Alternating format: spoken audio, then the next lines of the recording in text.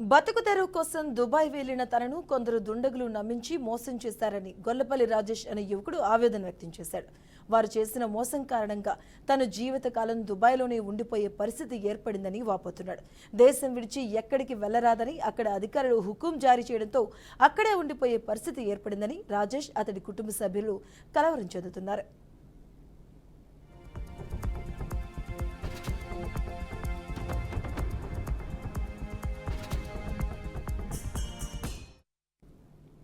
జగిత్యాల జిల్లా కేంద్రంలోని కిటికవాడికి చెందిన గొల్లపల్లి రాజేష్ బతుకుదెరువు కోసం గత డిసెంబర్లో దుబాయ్కి వెళ్లినట్లు కుటుంబ సభ్యులు తెలిపారు.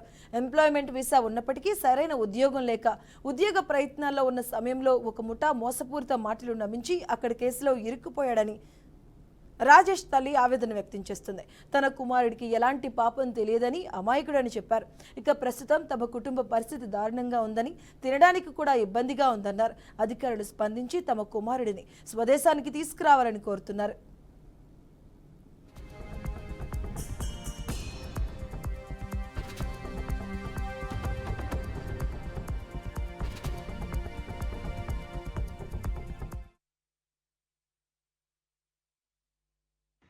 ఆ పిల్లగాడు ఒక్కడే కొడుకు, నాకు నలుగురు బిడ్డలు, ఒక్కరు కూడా మాకు వెట్టబోలు లేరు. నా కొడుకు ఇప్పుడు 6 నెలల పోయి 7 నెలలు అవుతుంది. ఇక్కడ అన్ని అప్పులు చేసి ఆయన మోసపోయిండు. నా కొడుకుని ఎట్లయినా మా ఊరికి మా కొడుకును పంపించండి. మా పిల్లలు అందరూ బాధపడుతున్నాం, మాకేం దిక్కు లేదు. ఆయన కూడా ఎట్టుండేది తెలియదు. డాక్టర్లు కూడా పరిస్థితి మంచిగా లేదంటున్నారు. జర దోలేయండి నా కొడుకును, ఇంక దండం పెడతా.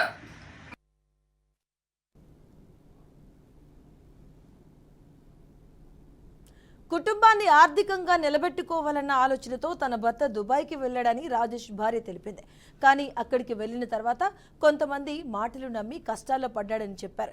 నాన్న ఎప్పుడు వస్తాడని తమ కూతురు కొడుకు అడుగుతున్నారని, వారికి ఏం చెప్పాలో అర్థం కావడం లేదని ఆవేదన వ్యక్తం చేస్తుంది. అధికారులు ఆ విషయంపై స్పందించి తమను ఆదుకోవాలని ఆమె కోరుతున్నారు. అక్కడ పని లేదని ఇక్కడ వచ్చేసరికి పాస్పోర్టు బ్యాన్ వేస్తారు. పాస్పోర్టు ఇక్కడ రానివ్వడం లేదు. మా భర్త ఎలాగైనా అక్కడ నుంచి కాపాడి ఇక్కడ తీసుకురండి. నాకు 2 పిల్లలు ఉన్నారు. మాకు తిందామంటే తిండి లేదు. అప్పులు బాగానే అప్పుల ఇంటికి వస్తున్నారు. మా భర్త రాని పరిస్థితిలో ఉన్నారు. మా భర్త ఎలాగైనా దయచేసి తీసుకురండి.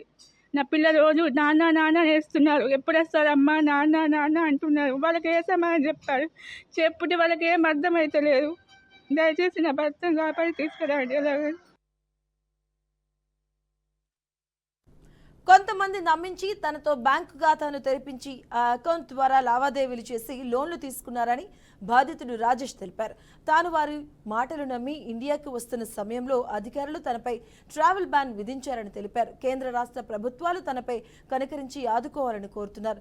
తనను స్వదేశానికి తీసుకెళ్లాలని, తన తండ్రి ఆరోగ్య పరిస్థితి కూడా సరిగా లేదని కుటుంబ సభ్యులు అందరూ ఆందోళన చెందుతున్నారని ఓ వీడియో సందేశాన్ని పంపించాడు. ప్రభుత్వం ఆదుకోకపోతే కుటుంబం మొత్తం ఆత్మహత్యకు సిద్ధమవుతామని చెప్పారు రాజేష్. నా పేరు గొల్లపల్లి రాజేష్ అండి. నేను జగిత్యాల నివాసిని. నేను పరిణితం గల్ఫ్ కంట్రీకి వచ్చానండి. గల్ఫ్ కంట్రీకి వచ్చిన తర్వాత నాకు ఇక్కడ జాబిస్తా అని చెప్పేసి, ఇక్కడ శేఖర్ అని చెప్పేసి శివరంపేట, తర్వాత మురళి అని మోర్తడ్ అనే వ్యక్తి ఇట్లా నువ్వు అకౌంట్స్ తీసుకోవాలి, అకౌంట్ తీసుకుంటే నీకు జాబ్ ఇప్పిస్తామని చెప్పేసి నాకు పాకిస్తాన్ తీసుకెళ్ళి అకౌంట్స్ ఇప్పించారండి. అకౌంట్స్ ఇప్పించేసి ఇట్లా జాబ్ ఇస్తారని చెప్పారు. చెప్పిన తర్వాత నువ్వు ఇండియా వెళ్ళిపోయి తర్వాత నువ్వు మళ్ళీ వచ్చేసిన తర్వాత నీకు జాబ్ ఇప్పిస్తామని చెప్పేసి అంటే నేను ఆ మాటలు నమ్మేసేసి నేను ఫ్లైట్ టికెట్ లేకుండా అంటే నేను వేరే వాళ్ళ సామాన్ తీసుకెళ్ళడానికి వాళ్ళు ఫ్లైట్ టికెట్ కొడితే అబుదాబి నుండి నేను ఎయిర్పోర్ట్లో నాకు పోలీసులు దొరకబట్టేసేసి ఇట్లా అనేది బ్లాక్ లిస్ట్లో ఉన్నావు, తర్వాత నువ్వు మన ఇది నీ పేరు కేసు ఉందని చెప్పేసి నాకు ఇంటర్గేషన్ చేసేసి ఒక 4-5 డేస్ తర్వాత ఇట్లా నీ అకౌంట్లో 10,500 dirhams అనేటివి వెళ్ళి ట్రాన్సాక్షన్ చేసిర్రు అని చెప్పేసి నాకు ఇంటర్గేషన్ చేసి ఇట్లా చెప్పారండి. నేను చాలా మోసపోయాను. అసలు వాళ్ళు ఏం చేశారో ఏమో అర్థం కాలేదండి. దాని తర్వాత ఇక్కడ వేరే తిరుమల తెలిసిన తర్వాత ఒకసారి అకౌంట్లో చెక్ వేసుకోమని చెప్పేసి అంటే అకౌంట్లో చెక్ వేసుకున్న తర్వాత కూడా అది కంప్లీట్లీ మొత్తం అన్ని -20,000 ఇట్లా మొత్తం అన్నీ చూపిస్తున్నాయండి. లోన్ కూడా తీసినట్టున్నారు. కానీ ఎలాంటి క్రెడిట్ కార్డ్ నేను తీసుకోలేదండి, ఎలాంటిది డబ్బులు తీసుకోలేదు, ఏం తీసుకోలేదు, చాలా మోసపోయాను. దయచేసి ఇండియా గవర్నమెంట్ అనేది నా మీద దయచేసి నన్ను కొంచెం ఇండియా తీసుకురావాల్సిందిగా పెట్టుకుంటున్నానండి. అయితే ఈ విషయాన్ని ముఖ్యమంత్రి కార్యాలయం దృష్టి తీసుకెళ్లిన జీవన్ రెడ్డి తగిన సహాయం కోసం ప్రభుత్వ ప్రధాన కార్యదర్శి ద్వారా దుబాయ్లోని ఇండియన్ కాన్సులేట్ అలాగే ఢిల్లీలోని విదేశీ వ్యవహారాల మంత్రిత్వ శాఖ కార్యాలయానికి ఈ నెల 18న సమాచారం అందించారు. అధికారుల స్పందన కోసం వారంతా ఎదురుచూస్తూ రాజేష్ ఎప్పుడు తిరిగి వస్తాడా అని పడిగాపులు కాస్తున్నారు.